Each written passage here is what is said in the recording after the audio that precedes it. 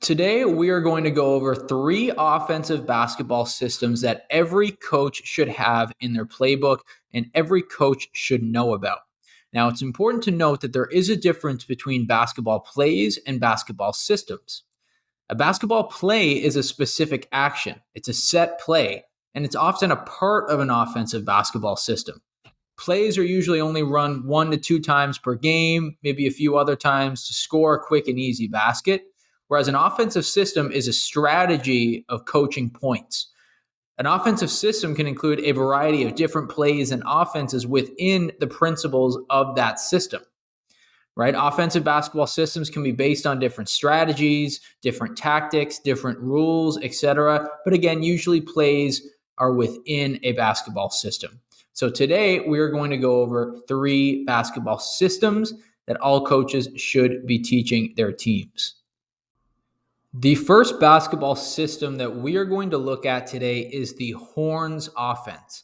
Now, the whole idea with the Horns offense is that you would have two of your bigs aligned at the elbow of the key. So, as we can see here, we have number 5 at one elbow and number 4 at the other elbow, right? We want to bring our bigs up high, right? With a lot of basketball plays where it's not a 5 out, you'll often see your bigs, stationed down low around the rim.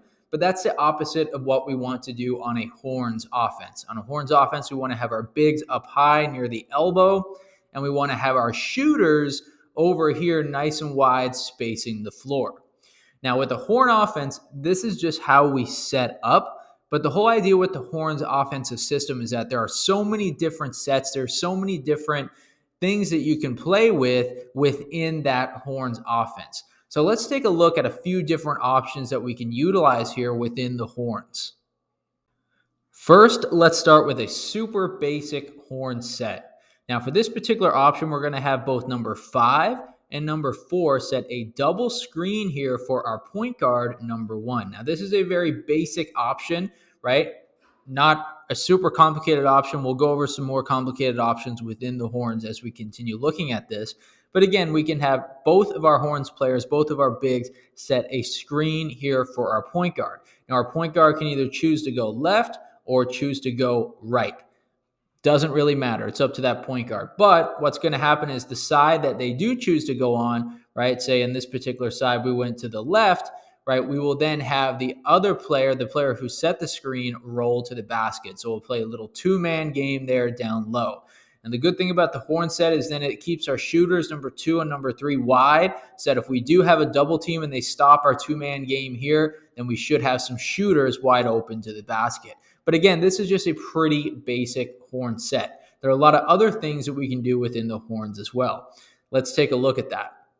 So for this next option here that we're going to look at, let's start with a little ball screen for number 1, our point guard.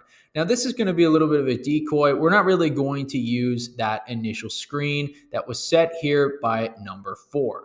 As number 4 sets that screen for number 1, they're immediately going to turn back around and set a ball screen for number 5. So 4 is going to come set a ball screen here for number 5. So that's where we're at right now. Then immediately number 5 is going to come set another ball screen here for number 1, and number 4 is going to go set a ball screen an off ball screen rather in the corner for number 3. So this is where we're at right now. Number 1 is going to come off that screen there by number 5, and number 5 is going to roll to the basket. So we have a pick and roll here between number 1 and number 5. But as that is happening, number 3 is also coming up to the three-point line. Number 3 should be one of your outside shooters, right? If it is a younger age group, you can make it, a little bit closer with inside the three-point line. But number 3 is coming off that screen, and they're going to be outside ready to shoot the basketball if we get a double team in here or a triple team. Or some really good help defense, or maybe we had some of the defense switch on screens. So we couldn't really get a two-man action down low, but now we'll also have a shooter wide open back here at the three-point line that we can kick it out to, or we can take our chances under the rim. So there are lots of different things that you can do within the Horns offense, but like I said, the whole idea of the Horns is that we set up by putting our shooters outside the three-point line and our bigs at the elbow of the key. Now, the next system that we're going to look at here is the flex offense. Now, personally, I'm a huge fan of the flex offense, which involves a flex cut to the basket. And we'll demonstrate that in a little bit on our clipboard. But I personally love the flex offense because it's a very much a read and react offense, right? Yes, it's not a full 5-out, but it kind of transitions into being a 5-out at some point. Again, we'll take a look at that in a little bit. Right, some of the best parts about the flex offense, and some of the options that we'll be showing soon. Like I said, it's really based on reading and reacting. So yeah, there are options within that flex cut that we will look for, but there are also options there where if that fails, we go into a dribble handoff or we kick it out to a shooter. Right, lots of different options within the flex, and it all revolves around being continuous, reading and reacting, and using the fundamentals that you teach your kids. So let's now go over the flex offense. Okay, so now we're going to go over some options within the flex offense. So these are options that you can use within your flex. You can use them as individual plays. We're also going to use these to show why I love the flex offense so much. Now, it's important to note that a flex cut in basketball involves cutting across the key. So that's really what we're going to be focusing on here with the flex offense, is an offense that is focused on a particular cut across the key. So this is our first option right here, and this is an option that I've run with just about every age group, right? So you can do this with older age groups. If you want to give a younger age group a more complicated play, that can work as well. So we're going to have the basketball up here. Number one is going to be the point guard in this situation. So we're going to have number three as the player participating in our flex cut here. So for this particular option, our first step is that we want to get the ball into number two or number four. So one of these players at the initial one pass away wing. Okay, so they need to find a way to get open. Let's say, maybe they cut in and out of the key or something like that. Which side it goes to, it doesn't really matter too much. But let's say for the sake of this one, we get the ball over there to number four. Okay, as that is happening, number five is going to set a screen for number one. Okay, so number one is coming off of that screen. Remember, number five is going to be here setting it. Okay, so when number one comes off that screen, they're going to cut to the rim and look for the basketball. And this is just kind of an early option to see if we have it. Sometimes you will, sometimes you won't. But it is an early option. It's not necessarily our main option. Now, number five, after they set that screen, they're going to try to get open as best as they can. You kind of just pop up to the three-point line, be about right here, and receive the basketball. So number four, if they can't get the ball into number one for that early pass, which is, again, not the main pass that we want in this play. We'll show you the main pass in a minute. But if they can't get the ball into number one, they'll reset the ball over to number five. Now, number five would ideally be a post player or, one of your bigger players. If you have a passing big or a big who can pass the ball, because we want to bring number five's player outside of the key a little bit, or number five's defender rather. So now we're reset. Now, what does number one do? Now, the whole point of that number one screen right here is, yes, to see if we can get the ball, but number one is actually going to set another screen. So number one is going to continue moving over here to where number three is, and number one is going to set a hard screen here for number three. So number three right now is getting screened on by number one. Now, number three is coming off of that screen, and this is where their flex cut happens. So number three is then cutting hard to the rim for their flex cut. We're going to try to get the ball into number three. So between your option there for number one, who is doing that initial cut, or number three, who is looking at this flex cut right here, you're going to have two easy options around the rim. If they're not wide open options, for example, if this right here is not a wide open option, it's going to be a switch. Right? And you're probably going to get a bit of a mismatch there, which is what we want. So two easy options there. Let's kind of go over them again and reset and bring the ball up top here to number one. So number one, like I said, is our point guard. Number five is our post player. Number three is somebody you trust to get down here and post up. What I'll often do is if I'm ever playing two bigs at once, I'll put one of my bigs here, one of my bigs down here, and then that way, we can get somebody in the post that we can trust to make that layup. So let's look at it again, right? Need to get open one of our wings. Ideally, we're going to this side of the floor. As that is happening, number five is coming up to set that screen for number one. Number one is coming off that screen. All right, and we're just going to look to see if we can get number one the basketball. But if we can't, it's not the end of the world because number one is going to continue moving to set a screen here for number three. Number three then is coming off that screen. They're doing their flex cut. We're resetting the basketball as that happens, and then we're looking hard for number three under the rim. Now, another great thing about a flex is if number three even can't get the basketball, then we can go into more of a 5-out motion offense, right? They can continue then moving, right? Then they're outside of the 3-point line. Again, we had to think right now number five would have the basketball. They can easily then just bring a dribble handoff over here or a dribble handoff over here. Then we're into another pick and roll, right? That's how I like to brand things. If this doesn't work, what can number five do? Right? Let's go to the opposite side of the floor right now. We're going to bring the basketball over here, right? This is a handoff with a screen, right? Number two gets the basketball, right? And number two is cutting hard to the basket. There's so many different options now. You're in your 5-out if that doesn't work, right? So, we rave about the 5-out and we love the 5-out, obviously, as coaches. But, we can run a flex offense, and if that doesn't work, then we transition into a 5-out. But this first play is one that I've seen lots of NBA teams use, but I've also used it at the youth level as well and at the high school level, and it's been very, very successful. The next basketball system that we're going to look at here is the 5-out continuous motion offense. Now, the whole idea with the 5-out continuous motion offense is that you're having all five of your players play outside the 3-point line and you're continuously moving. So the whole idea is that we never want somebody standing still.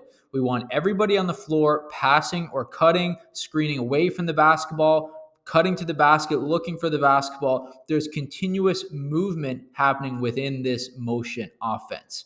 Are there a lot of plays that we can add within the motion offense? Not really. The whole idea here with this basketball system is that it's a read and react motion offense. We're continuously moving. So let's take a look at the 5-out motion offense basketball system. Okay, so first we'll actually take a look at this 5-out motion offense. Now, what we want to enforce here in this motion offense is to never stand still, right? We're talking to our youth teams about never standing in one particular spot. We always want to get moving, right? We're also going to be looking at a lot of passing cuts here, a lot of down screens. We just want the athletes to get moving and fill a particular spot. So obviously with the 5-out, we want to fill 5 spots on the basketball floor, and we want to keep things very spacious for the players, right? Especially if we're talking about youth basketball teams. So we want to try to get everybody outside the 3-point line in their own spot. Now, right here we have the numbers 4, 3, 1, 2, 5. The numbers don't really matter too much, right? That's the whole point of this 5-out offense is that we want to enforce positionless basketball. So step one with the 5-out motion offense, we need to get some sort of movement, right? What can we get going? So there's a few options. One, we can do some sort of cut, or two, we can get a down screen going. So what I like to do with my teams, I like to give my teams the freedom to choose. As long as you do something, either one of those movements, that's fine.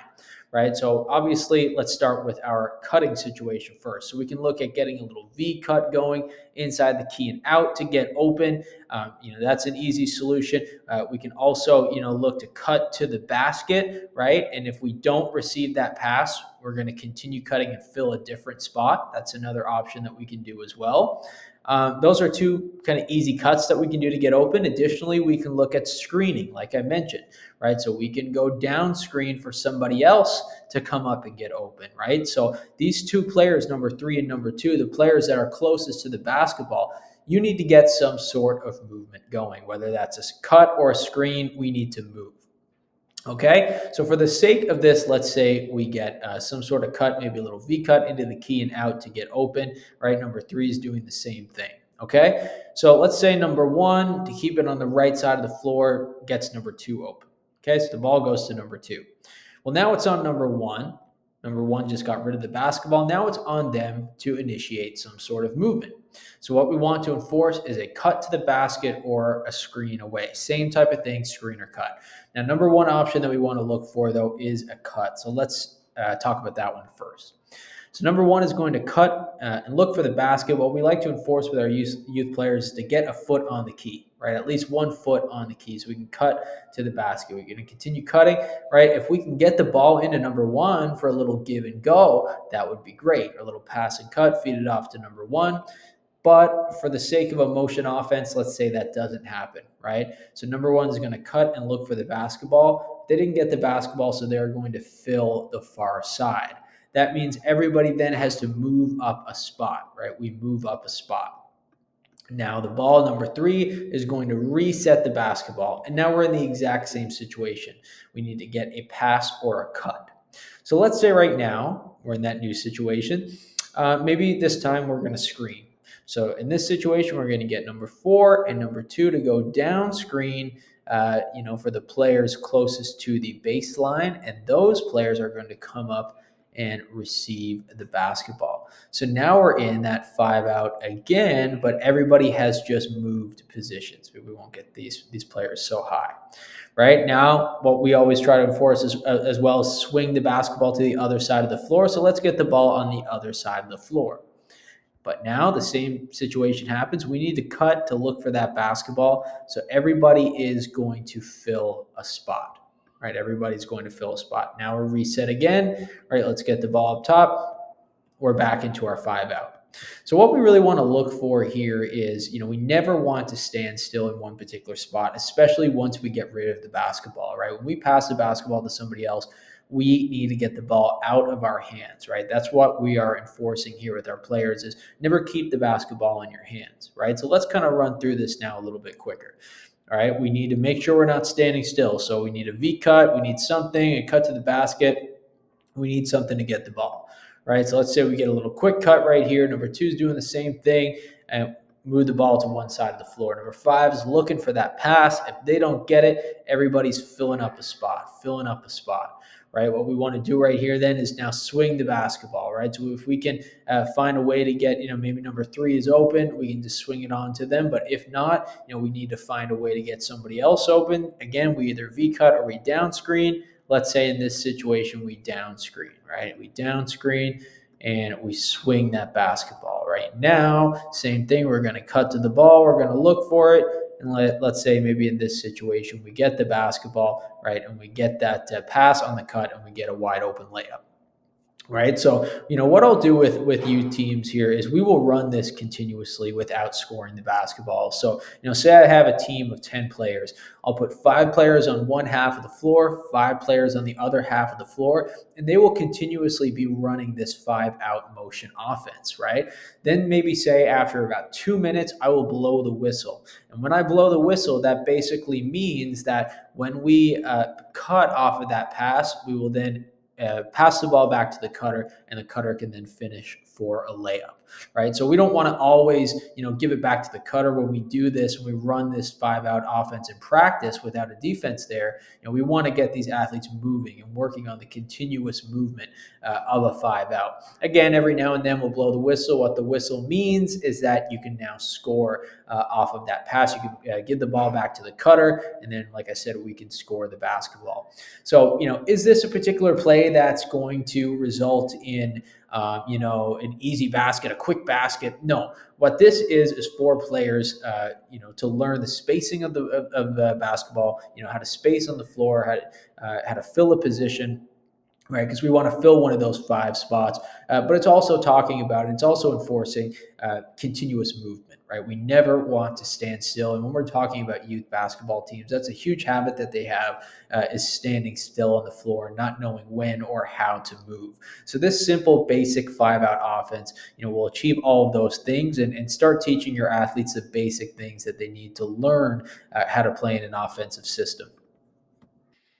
All right, folks, that is all we have for today's particular topic. If you made it this far into today's lesson, it is greatly appreciated. Now, if you guys could also do me a huge favor and like this video and subscribe to our channel, it would also be greatly appreciated. We are the Online Basketball Academy. My name is Coach Danny, and I continuously upload different basketball plays, basketball systems, basketball tactics, and basketball drills that youth basketball players or training basketball players can use or basketball coaches can use with their players and their teams. Like I said, folks, if you could take the time to like this video and subscribe to our channel so I can continue to make this type of content for you all, that would be greatly appreciated. Till next time, peace out.